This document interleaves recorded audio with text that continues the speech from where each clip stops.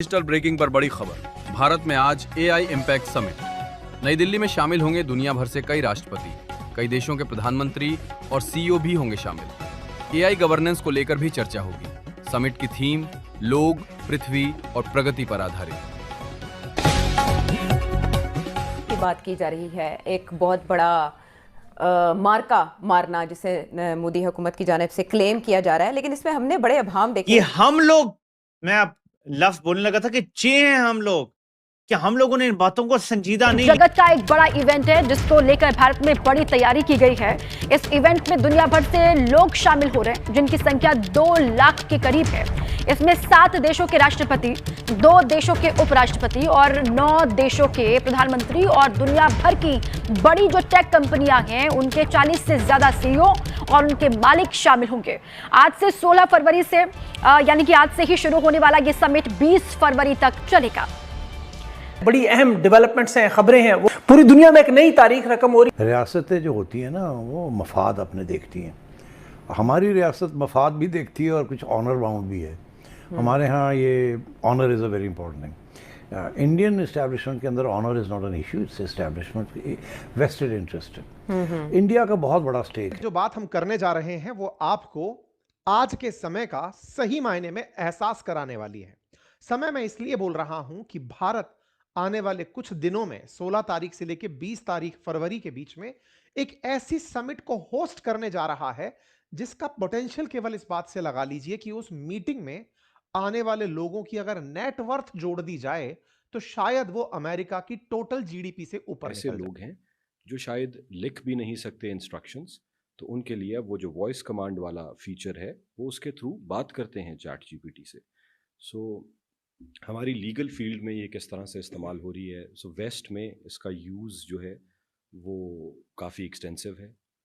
पाकिस्तान में अभी तक इसका यूज़ जो है वो उस तरह से ज़्यादा नहीं हो रहा, लेकिन I know a lot of people around me और मैं ख़ुद भी, we use these AI tools अपने काम को आसान बनाने के लिए और अपने काम को ज़्यादा प्रोडक्टिव बनाने के लिए हम लोग इस्तेमाल कर रहे हैं। 20 फरवरी तक ये पूरा एक्सपो चलने वाला है। आज से इसकी शुरुआत हो रही है। देश की राजधानी दिल्ली में 300 से ज्यादा क्यूरेटेड प्रदर्शनी यहां पर लगाई जाएगी। 600 से ज्यादा स्टार्टअप पवेलियन यहां पर होंगे। इसके अलावा 13 देशों के हाईटेक एआई पवेलियन होंगे। 70,000 वर्ग मीटर में ये एक्सपो पूरा फैला हुआ है। 500 से अधिक सत्रों का यहां पर आयोजन किया जाएगा। अलग अलग सेशंस होंगे जिसमें विस्तार से अलग अलग बिंदुओं पर, अलग अलग पहलुओं पर चर्चा होगी।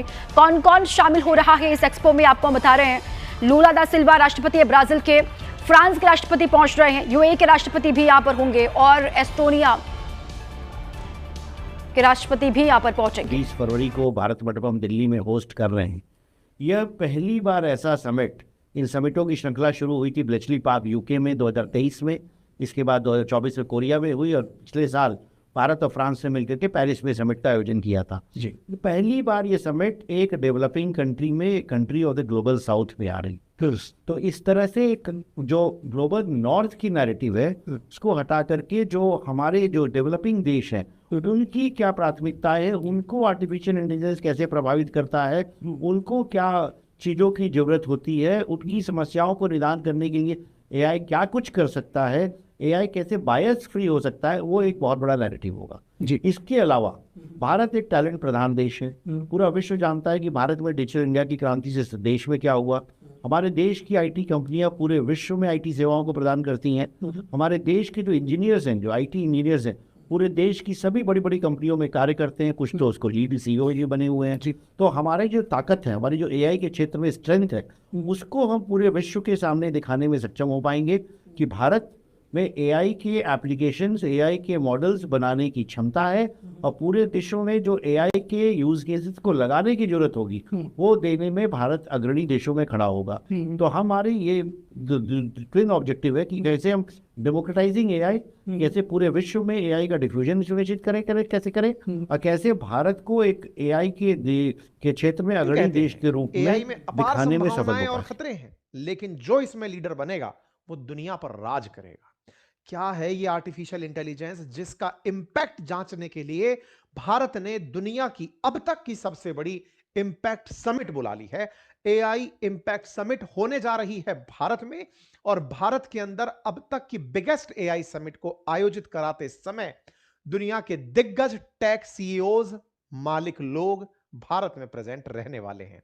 भारत में प्रेजेंट होने वाले इन टेक दिग्गजों से भारत में टेक दिग्गजों के साथ साथ दुनिया भर के राष्ट्र अध्यक्ष, जिनमें इमानुएल मैक्रोन भी एक हैं, वो प्रेजेंट होने जा रहे हैं। हालात ये हैं कि हजारों की संख्या में, अगर आंकड़ों की बात की जाए तो 35,000 से ज्यादा ऑलरेडी रजिस्ट्रेशंस हो चुके हैं।